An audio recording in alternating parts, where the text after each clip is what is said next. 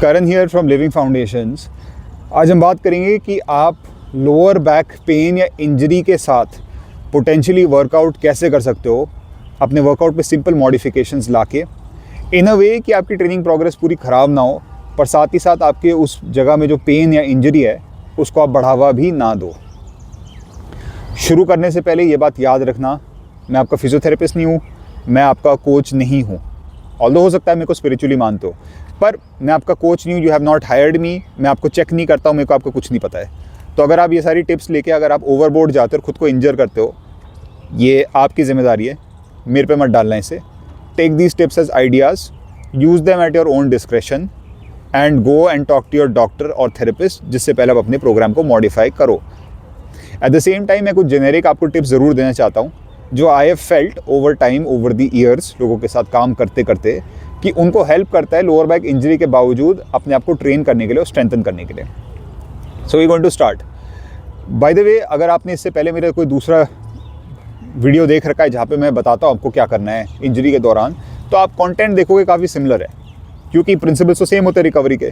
तो अगर आपने मेरा नी वाला देख रखा है तो आप देखोगे कि इसमें भी काफ़ी सिमिलर प्रिंसिपल्स होते हैं।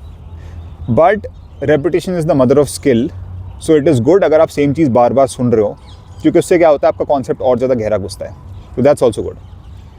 सो लोअर बैक पेन है, फर्स्ट चीज़ जो हम लोअर बैक पेन को बचने के लिए कर सकते हैं कि आप बेंडिंग कम करें और अपराइट ज़्यादा रहे अपने वेरिएशंस में। तो मेरा मतलब क्या है इससे, देखिए मोमेंट आर्म का आपको कॉन्सेप्ट पता ही होगा। जैसे अगर कोई चीज़ आपके दूर रहती है, जैसे अगर मैंने फ़ोन पकड़ा है और ये मेरा दूर है, तो ये फ़ोन मेरे को भारी महसूस होगा। अगर ये फ़ोन पास है तो मेरे को लाइट महसूस होगा, है ना। अगर यहाँ पे वेट है तो मेरे को अभी भारी लग रहा है मेरे शोल्डर पे, पर अगर मैं पास ला रहा हूँ तो मुझे ये लाइट लग रहा है। तो हमारी लोअर बैक के लिए भी सेम फंडा होता है कि अगर हम लोग झुकते हैं तो देखिए हमारी लोअर बैक है, अब मैं झुक रहा हूँ तो कैन यू सी कि मेरे सेंटर पॉइंट से कितना दूर है मेरा सर, तो मेरी लोअर बैक में काफ़ी ज़्यादा प्रेशर पड़ रहा है। लेकिन अगर मैं इतना हूँ, कैन यू सी कि मेरे सेंटर पॉइंट के काफ़ी पास है मेरा सर, तो यहाँ पे लोअर बैक पे प्रेशर कम है। तो तरीका नंबर 1 क्या है कि जो हम बहुत ज़्यादा डीप एक्सरसाइज करते हैं ना, कि हम स्क्वाट करें तो हम फ्रंट स्क्वाट करके इतना कर रहे हैं, हम रोमेनियन डेडलिफ्ट करें तो हम झुक झुक के रोमेनियन डेडलिफ्ट कर रहे हैं। तो एक तरीका ये हो सकता है कि फॉर अ टाइम आप ऐसे वेरिएशंस को पिक करो जहाँ पे इतना ज़्यादा झुकने का चक्कर नहीं है। जैसे अगर आप रोमेनियन डेडलिफ्ट के बजाय अगर आप वाइड ग्रिप में सूमो पोजीशन में काम करो, तो आप गौर करोगे कि सूमो पोजीशन में इतना लोअर बैक में पेन नहीं होता। इसके बायोमैकेनिकल रीजंस भी होते हैं, काइंड ऑफ आपका वो होता है ना कि लाइक आपका जो पीछे वाली बैक लाइन होती है उसका एक्स शेप बनता है। मतलब क्या है कि आपका ग्लूट्स और आपकी लैट्स पे लोड पड़ता है, और आपकी लोअर बैक, क्योंकि आप स्ट्रेट हो तो लोअर बैक पे प्रेशर कम पड़ता है। सो अगर आप इस पोजीशन से ऊपर नीचे जा रहे हो तो यू विल नोटिस कि कई बार इसमें लोअर बैक में आपको प्रेशर काफ़ी कम फील होता है। तो एक तरीका क्या है कि अपनी एक्सरसाइज को अपराइट करना थोड़ा शुरू करो। अब वेरिएशन पिक कर रहे हो तो rather than going for RDL, कुछ टाइम के लिए मोर अपराइट, वाइडर ग्रिप। सो एक तो अपराइट ही रहने का। सेकंड चीज़, और bye the way I am not saying कि आप अपराइट कभी मत रहो, मैं जस्ट कह रहा हूँ कि अगर शुरुआत में बहुत ट्रिगर हो रहे हो आप, तो अपराइट वाले पोस्चर्स को थोड़ा कम, मतलब बेंड ओवर पोस्चर्स को कम करके थोड़ा अपराइट पे काम ज़्यादा करो। इट्स इनिशियली आपको थोड़ा आराम मिलता है उससे। सेकंड जो मैं टिप देता हूँ, जो थोड़ी वियर्ड सी टिप है, वो ये है कि बायलैटरल, यानी कि 2 पैर की एक्सरसाइजेस करने के बजाय कि आप 2 पैर में आप हिंज कर रहे हो, उसके बजाय आप यूनिलैटरल वेरिएशंस में आ जाओ। एक पैर आगे एक पैर पीछे, या एक पैर साइड में और आप काइंड ऑफ लैटरल कर रहे हो। तो मतलब ये है कि जैसे 20 स्टांस डेडलिफ्ट आदमी करता है, तो आप एक पैर आगे एक पैर पीछे रखते हो और आप इसमें कर रहे हो, कि आप 20 स्टांस पोजीशन में आप जा रहे हो, या आप लैटरल कर रहे हो कि आपने अपने पैर चौड़े करे और आप एक साइड में जा रहे हो, फिर आप दूसरे साइड में जा रहे हो। सो इसमें क्या होता है, क्योंकि आपका एक पैर आगे या पीछे है, तो आपका जो हिप होता है वो सर्टेन पोजीशन में लॉक हो जाता है, न्यूट्रल में काइंड ऑफ। तो कई बार लोगों का क्या होता है, और बेसिकली आप रोटेट भी कर सकते हो थोड़ा सा। सो कई बार लोग ये महसूस करते हैं कि जब वो 20 स्टांस वगैरह में आते हैं, क्योंकि उनकी हिप का रोटेशन थोड़ा ईजियर होता है, तो उससे उनको फील होता है कि उनकी स्पाइन, उनकी बैक में इतना प्रेशर नहीं पड़ रहा है। सेम चीज़ वाइड ग्रिप के लिए, कि क्योंकि आपके पैर खुले होते हैं, तो कई बार लोग फील करते हैं कि इससे जो एक्सेस मिलता है आपको, देखो हिप्स के मूवमेंट में, तो ये मूवमेंट की वजह से काइंड ऑफ लोअर बैक से वो प्रेशर कम उनको फील होता है। अभी हर बार काम नहीं करता है, पर जब ये काम करता है लोगों पे तो बहुत बढ़िया काम करता है। अगली टिप जो होती है वो आप कह सकते हो काइंड ऑफ लोड के ऊपर होती है, कि अगर आप 100 किलो का डेडलिफ्ट कर रहे हो, 150-200 किलो का डेडलिफ्ट कर रहे हो, तो इट माइट जस्ट बी कि आपको अपना लोड घटाना पड़ेगा। तो इंस्टेड कि अगर आप डेडलिफ्ट कर रहे हो और आप अपना 200 किलो उठा रहे हो या व्हाटएवर 1 RM का लिफ्टिंग कर रहे हो, probably it might be a good idea कि कुछ टाइम के लिए अपना वेट कम कर लो, रेपिटेशन की स्कीम बढ़ा दो, फेलियर से थोड़ा सा दूर रहो। लाइक जैसे होता है कि आप 1 RM करके आप उठा रहे हो और अपने आप को पूरा प्रेशर दे रहे हो। May be for a time आपको अपना लोड रिड्यूस करना चाहिए और आपको थोड़े से लाइटर वेट के साथ काम करना चाहिए। उससे क्या होता है कि काइंड ऑफ अपनी टिश्यू की कैपेसिटी दोबारा बिल्डअप करते हो, ब्लड फ्लो वगैरह आता है। अब एक्सरसाइज कर रहे हो तो आपका ब्लड फ्लो दोबारा डेवलप होता है, उसमें मसल्स रिकवर करती है। पर क्योंकि आप लोड इतना हैवी नहीं उठा रहे हो तो बॉडी को थोड़ा स्ट्रेन कम पड़ता है। ये काइंड ऑफ वैसे ही समझो कि जब एक आदमी बीमार होता है तो बीमार आदमी को काम नहीं कराते ना, इतना थोड़ा थोड़ा काम देते हो सिर्फ। और जब एक आदमी की रिकवरी होती है धीरे धीरे करके वो दोबारा अपना ओरिजिनल काम कर सकता है। तो नेक्स्ट टिप जो मैंने आपको बताया वो ये है कि आप अपना लोड को थोड़ा सा कम करो, उतना भारी मत उठाओ जितना भारी आप उठा रहे थे। अगली टिप जो मैं दे सकता हूँ उसको हम कहते हैं आइसोमेट्रिक्स पे काम करना। सो ये एक बहुत बढ़िया टिप होती है। आइसोमेट्रिक्स यानी कि होल्डिंग एक्सरसाइजेस प्रॉबेबली बड़ा सेफ और बहुत बढ़िया तरीका होता है एक मसल को ट्रेन करने का विदाउट उसको इंजरी करने के लिए। तो आपको एग्जांपल देता हूँ बहुत बढ़िया। अगर आप डेडलिफ्ट करते हो, आप रोमेनियन डेडलिफ्ट कर रहे हो, तो आप झुके आप खड़े हुए, आप झुके आप खड़े हुए। तो अब आप रोमेनियन डेडलिफ्ट को रेपिटेशंस करने के बजाय आप जाते हो और आप होल्ड पोजीशन करते हो। तो मे बी आपने इसी पोजीशन में ऐसे करके होल्ड करा 5, 6, 7, 8, 9, 10, अब ऊपर आ गए। फिर अब दोबारा जाते हो, आप 10 सेकंड्स का होल्ड करते हो, ऊपर आते हो। तो मे बी आपने 10 सेकंड के 10 रेप निकाले, 30 सेकंड के आपने 3-4 रेप निकाले। उसमें क्या होता है, आप काइंड ऑफ उस मसल को लाइट वेट के साथ, क्योंकि ऑब्वियस सी बात है यार, आप 20-30 सेकंड कोई भारी वेट तो उठा नहीं पाओगे ना। मतलब आपके लिए एक लाइट ही वेट होगा जो आप 20 सेकंड लगातार उठा सकते हो। सो उससे क्या होता है, आप एक लाइट वेट के साथ अपनी बॉडी को, उस मसल को होल्ड करवाते हो और आप काइंड ऑफ उस मसल को उस पोजीशन में स्ट्रेंथन होने का मौका देते हो।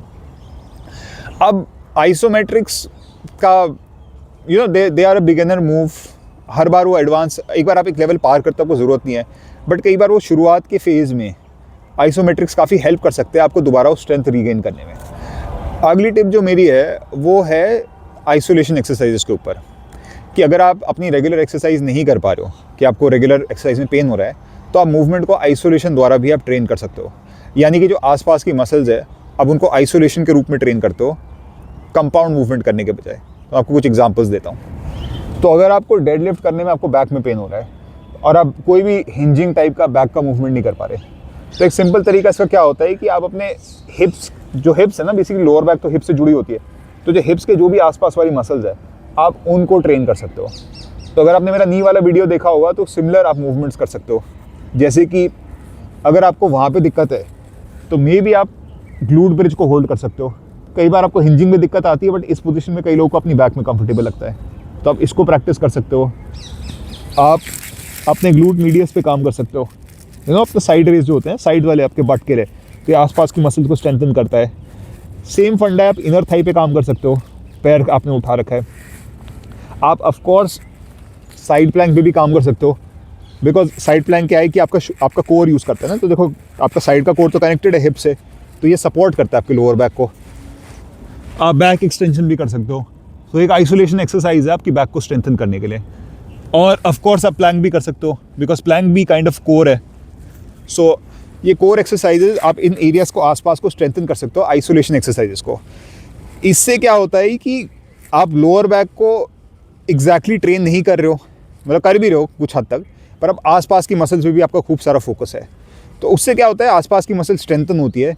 और कई बार आप देखते हो कि कुछ टाइम के बाद आप दोबारा अपने एक्सरसाइज और मूवमेंट्स में आते हो तो आप फील करते हो कि वाह यार, मेरा आसपास का मसल स्ट्रॉन्गर है, so I am able to do certain चीज़ें जो मैं पहले नहीं कर पा रहा था।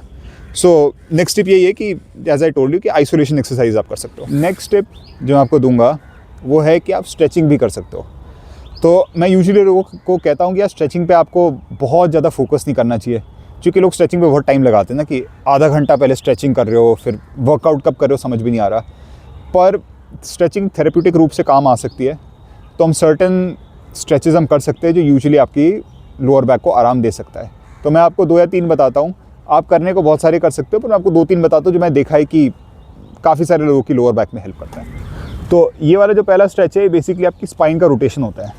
तो इसमें आपके पैर होते हैं काफ़ी चौड़े होते हैं, डबल शोल्डर विड्थ। मैं आपको साइड से दिखा रहा हूँ। तो तो अपने आप पैर चौड़े करते हो, आप हिप्स को पीछे लाते हो जैसे आप हिंज कर रहे हो, और आप दोनों हाथों को एक सरफेस में रखते हो जो थोड़ी सी एलिवेटेड है। तो अपने पैरों को जितना चौड़ा आप झेल सकते हो, यू नो। फिर आप क्या करते हो कि एक हाथ को नीचे रखते हो और एक हाथ को ऊपर ले जाके स्ट्रेच देते हो। बहुत बढ़िया। अगर आप इसको करेक्टली करोगे और आप हिप्स में थोड़ा पीछे रह सकते हो, लेफ्ट हैंड से ज़मीन को धक्का इस एग्जांपल में, राइट हैंड से ऊपर। अगर आप इसको करेक्टली करते हो तो आपको जो हाथ नीचे, उसी वाली इनर थाई में आपको स्ट्रेच आना चाहिए, और ऑफ कोर्स आपको अपनी अपर बॉडी में तो स्ट्रेच आएगा। तो इसको आप होल्ड कर सकते हो 10 से 20 सेकंड के लिए, या आप एक्सहेल और इनहेल करते हुए रोटेशन लगवा सकते हो। तो कई लोगों को ये वाली एक्सरसाइज करके इमीडिएटली अपनी लोअर बैक में स्ट्रेच और एक रिलैक्सेशन महसूस होता है। तो एक तो ये। सेकंड जो स्ट्रेच होता है लोअर बैक में आराम देता है, वो काइंड ऑफ पैनकेक पोजीशन होती है। जैसे आप देख सकते हो मेरी फ्लेक्सिबिलिटी बहुत ज़्यादा अच्छी तो नहीं है, but I think I can demonstrate मोटा मोटा। सो इनर थाई में स्ट्रेच आ रहा है। अब मैं स्ट्रेच मेंटेन करते हुए जितना आगे झुक सकता हूँ मैं झुक रहा हूँ। अब आप में से कई लोग हैं जो मुझसे काफ़ी फ्लेक्सिबल है, जो ज़मीन छू सकते हैं। मेरी ही वाली फ्लेक्सिबिलिटी बहुत अच्छी नहीं है, पर मैं आगे धीरे धीरे आ रहा हूँ। इससे क्या हो रहा है, मेरे को मेरी इनर थाइज में बहुत मीठा स्ट्रेच आ रहा है। सो ये कई बार लोअर बैक में बहुत अच्छा आराम देता है, क्योंकि यहाँ की टाइटनेस भी लोअर बैक को कई बार ट्रिगर करती है। सो इसी का एक्सरसाइज का एक और वेरिएशन है कि आप साइडवेज चले जाओ। तो आप ना सिर्फ पैर खोले हुए, बट आप काइंड ऑफ एक साइड की तरफ आप झुक गए हो। तो इससे क्या होता है कि साइड वाले आपके राइट साइड की क्यूएल वगैरह, जो ऑब्लिक्स और क्यूएल और ये सब होती है, जो साइड्स की मसल होती है, इन पे भी स्ट्रेच आता है और आपकी इनर थाई पे भी आता है। तो ये भी बहुत बढ़िया स्ट्रेच होता है। आपने 20 से 30 सेकंड यहाँ करा, 20 से 30 सेकंड आपने इस साइड करा। सो इससे भी कई बार लोअर बैक में आराम मिलता है। एक और जो बहुत अच्छा स्ट्रेच मेरे को लगता है, वो काइंड ऑफ ये होता है, जैसे पिजन कहते हैं, 90-90 पिजन। सो आपका एक पैर ऐसे 90 डिग्री में, दूसरा पैर भी पीछे 90 डिग्री में। तो आप काइंड ऑफ ना इधर एक बॉक्स जैसा बनाते हो। सो आपका ये बॉक्स जैसा बना हुआ है इधर, और आप क्या करते हो कि जिस तरफ आपका आगे वाला घुटना पॉइंट कर रहा है, आप काइंड ऑफ लौट के ना उसी तरफ गिर जाते हो ऐसे करके। आप ये सोचते हो कि आपकी नाभि काइंड ऑफ इसको टच करे, जो ऑब्वियसली इम्पॉसिबल है, बट आपकी सोच है। सो आप झुकते हो और आप इस पोजीशन को होल्ड करते हो, और इसमें क्या होता है कि आपको बहुत अच्छा स्ट्रेच आता है अपने बटक्स के साइड में। तो अपने ग्लूट्स के साइड में आपको स्ट्रेच आता है, और नीचे वाली आपको थाई की मसल में बहुत बढ़िया स्ट्रेच आता है, IT बैंड वगैरह जो होता है। तो इसको भी आप 30-40 सेकंड 1 मिनट के लिए कर सकते हो दोनों साइड, और इससे भी आप देखोगे आपको लोअर बैक में काफ़ी आराम मिलता है। एंड लास्ट टिप जो मैं आपको दे सकता हूँ वो ये है कि अगर कुछ नहीं काम करता, आप सब कुछ कर चुके हो, आप मशीनें लगवा चुके हो, आप सारी एक्सरसाइज वेरिएशन कर चुके हो, तो भी आपका दर्द ख़त्म नहीं हो रहा है, तो इट माइट जस्ट बी कि आपको रेस्ट की ज़रूरत है। If all else fails, try and give it a rest. I know बहुत टफ होता है, खासकर उन लोगों के लिए जिनको एक्सरसाइज पसंद आती है, पर कई बार क्या होता है कि हमारी बॉडी को इतना डैमेज हो जाता है ना किसी जगह को, या हमारी वो एरिया इतना जकड़ लेता है अपने आप को, कि दी ओनली वे कि हम उस एरिया को आराम दे सकते हैं या रिलीफ दे सकते हैं, वो है उसको एरिया को रेस्ट करके। सिंपल सी बात है। तो मे बी आपको 1 हफ्ता, 2 हफ्ता, 3 हफ्ते का कंप्लीट रेस्ट चाहिए, जहाँ पे आप दूसरे बॉडी पार्ट्स को ट्रेन करो। तो हो सकता है आप अपर बॉडी पे फोकस ज़्यादा करो, हो सकता है कि आप लंज वेरिएशंस करो जहाँ पीठ सीधी रहती है, यू नो, मतलब उस एरिया को छेड़ो मत कुछ टाइम के लिए। And may be after you come after few weeks, उस एरिया में आपका पेन कम महसूस हो। तो जस्ट मैं आपको समरी दे रहा हूँ क्विकली सारे के सारे टिप्स की, जस्ट आपको यू नो रिमाइंडर के लिए। पहली टिप ये है कि झुकने वाले वेरिएशंस कम ट्राई करो, थोड़े अपराइट वेरिएशंस ट्राई करो, ताकि आपकी लोअर बैक में प्रेशर ही कम आए उस एक्सरसाइज करने के दौरान। दूसरा टिप है, अगर बाईलैटरल पैर साइड बाय साइड रख के आपको दिक्कत हो रही है, तो एक पैर आगे पीछे रख के, पैर चौड़े करके, लैटरली लेफ्ट राइट वाले वेरिएशंस, या यूनिलैटरल यानी कि जिसमें एक पैर पे फोकस ज़्यादा होता है दूसरे के मुकाबले, तो वेरिएशंस को ट्राई करो। कभी कभी आपको वेरिएशंस में पेन नहीं होता जो आपको ओरिजिनल एक्सरसाइज में होता है। तीसरा है कि अपना वेट आप कम करो। अगर आप भारी उठा रहे हो तो थोड़ा हल्का उठाओ, और कुछ टाइम हल्का ही उठाओ जब तक आप अच्छा फील नहीं करते, और धीरे धीरे करके अपना वेट दोबारा बढ़ाओ। अगला टिप है कि आप आइसोमेट्रिक होल्ड करते हो, यानी कि रेपिटेशंस के बजाय आप उस पोजीशन को होल्ड करके उसे होल्ड करने की कोशिश करो। इसमें क्या है, वेट भी हल्का होता है और आपकी बॉडी को टाइम मिलता है कि आप उस पोजीशन के आदी हो सको। नेक्स्ट टिप है कि आप आइसोलेशन एक्सरसाइजेस करो, आसपास की मसल्स को ट्रेन करो, यानी कि कोर, थाई को अलग से ट्रेन करो, ग्लूट्स को अलग से ट्रेन करो, साइड्स को ना, यू नो, बट के साइड्स और इनर थाई, उन मसल्स को अलग से ट्रेन करो, ताकि बाद में जाके जब आप नॉर्मल ट्रेनिंग करो तो आसपास की सारी मसल स्ट्रॉन्ग हो और उस मूवमेंट को सपोर्ट कर सके। फिर अगला टिप है कि आप स्ट्रेचिंग कर सकते हो, कि मैंने आपको कुछ स्ट्रेचेस बताए, और अब अपनी पसंद और अपनी एक्सपेरिमेंट के मुताबिक आप कुछ स्ट्रेचेस कर सकते हो ताकि एरिया को रिलैक्सेशन मिले। कई बार उससे भी बड़ा आराम मिलता है। और लास्ट टिप है कि आप शांति से उसे छोड़ दो, अगर और कुछ काम नहीं करता, छोड़ दो उसको, उससे छेड़छाड़ी मत करो, किसी प्रकार का गेम मत खेलो उसके साथ। 1 से 2 हफ्ता रेस्ट दो एंड आप देखोगे कि कई बार उसी से आराम मिल जाता है। I hope this helped you. I hope ये आपको आराम देगा। I hope it give you some answers and I will see you in the next one.